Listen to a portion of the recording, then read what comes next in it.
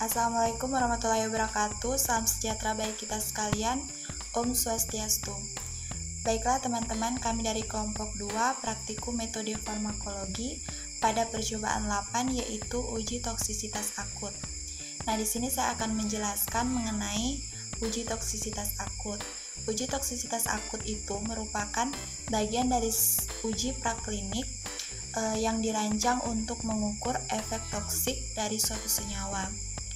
Nah, metode yang sering digunakan dalam penentuan tingkat ketoksikan suatu senyawa itu merupakan metode Thomson-Weil yang menggunakan daftar perhitungan LD50.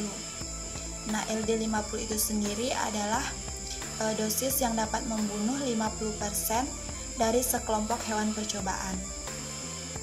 Uji toksisitas juga bermanfaat memberikan informasi awal agar dapat menetapkan tingkat dosis yang diperlukan untuk uji toksisitas lebih lanjut.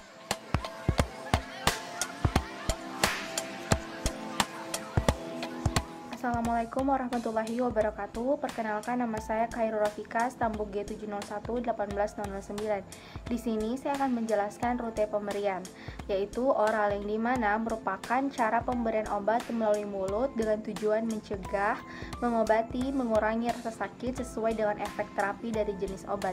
Berbagai bentuk obat dapat diberikan secara oral, baik dalam bentuk tablet, sirup, kapsul, ataupun puyer. Adapun cara pemberian obat secara oral, yang pertama yaitu cuci tangan terlebih dahulu, yang kedua jelaskan prosedur yang akan dilakukan, yang ketiga baca obat dengan berprinsip tepat obat, tepat pasien, tepat dosis, tepat waktu, dan tepat tempat.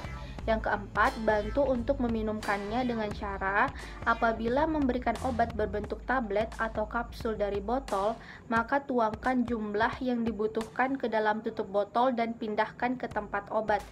Jangan sentuh obat dengan tangan. Untuk obat berupa kapsul, jangan dilepaskan pembungkusnya. Dan kekurangan dari sediaan oral yaitu yang pertama, aksi yang lambat sehingga cara ini tidak dapat dipakai pada keadaan gawat, atau 30 sampai dengan 45 menit sebelum diabsorpsi dan efek puncaknya dicapai setelah 1 sampai 1,5 jam.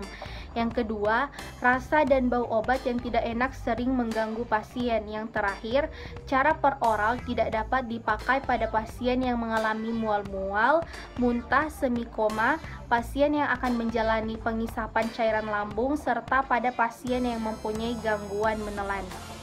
Adapun keuntungan dari sediaan oral yaitu mudah, murah, aman, nyaman bagi pasien untuk membantu absorpsi, maka pemberian obat per oral dapat disertai dengan pemberian air putih. Yang kedua yaitu kaji kesulitan menelan bila ada jadikan tablet dalam bentuk bubuk dan campur dengan minuman.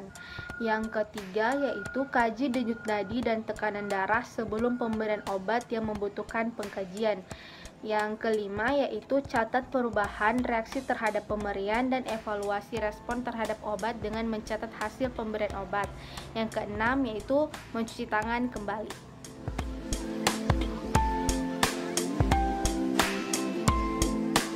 Assalamualaikum wabarakatuh. Perkenalkan, nama saya Nur Rahman Sakuru, stambuk 18209.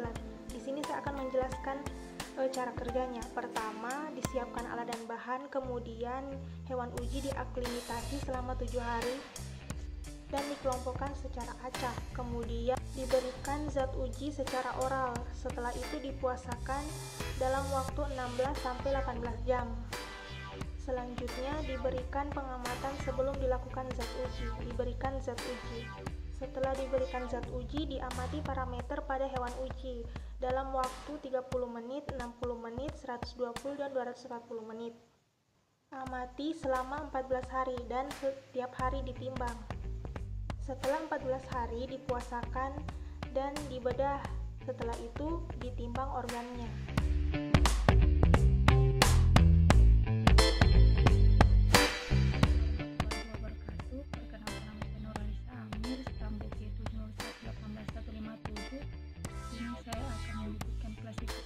Dari sampel percobaan ini, di mana sampel percobaan ini yaitu T.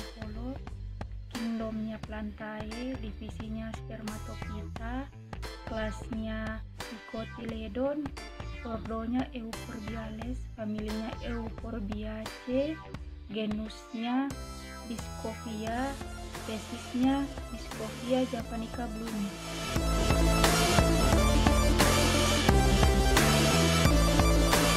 Assalamualaikum warahmatullahi wabarakatuh. Perkenalkan, nama saya Andi Fadia Aulia, Stampuk G 701-18115. Di sini saya akan menjelaskan tentang alat dan bahan yang akan kita gunakan pada percobaan uji toksisitas akut. Nah, adapun alat yang akan kita gunakan, pertama ada sentrifug, pipet tetes, cawan porselin, aluminium foil, beker gelas, corong pisah, tabung reaksi, timbangan analitik, sonde, dan dispo.